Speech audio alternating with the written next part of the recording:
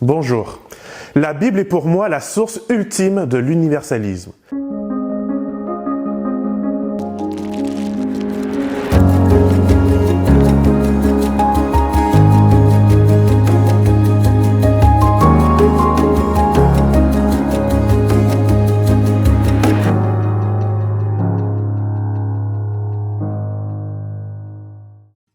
Bonjour.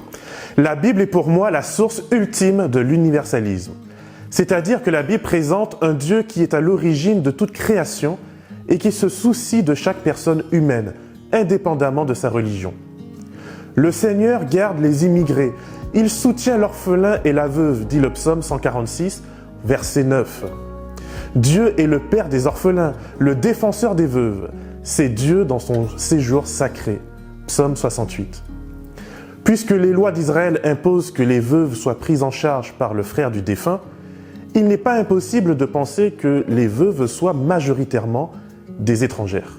Comme Ruth la Moabite qui est laissée pour compte, non parce que la loi du Lévirat n'existe plus, mais parce qu'en tant qu'étrangère, la famille de son défunt mari ne pense pas qu'elle mérite d'être protégée.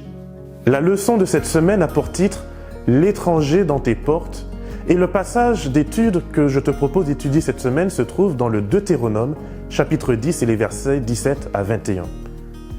Le Deutéronome est un livre de loi qui norme les devoirs en Israël. Dieu rappelle à son peuple qu'il a lui aussi été étranger en Égypte et qu'il est important de faire aux autres ce que l'on aimerait que l'on nous fasse. Dieu est le Dieu des dieux, nous dit le chapitre 17. Cela signifie que je n'ai pas à craindre l'autre, celui ou celle qui est différent, qui ne respecte pas les mêmes codes religieux que moi. Je peux l'accueillir et être une source de bénédiction pour lui, sans pour autant renier ma foi et mon service spirituel. Dieu ne se contente pas de nous demander de ne pas faire de mal aux étrangers. Il affirme qu'il aime et qu'il se soucie qu'ils soient nourris et vêtus. Quel Dieu extraordinaire, n'est-ce pas? Je ne servirai que lui, le seul vrai Dieu, mais j'aimerai quand même et je protégerai mon frère, même s'il est quelqu'un du monde. Bonne étude et à la semaine prochaine pour un nouvel épisode de Parole en Action.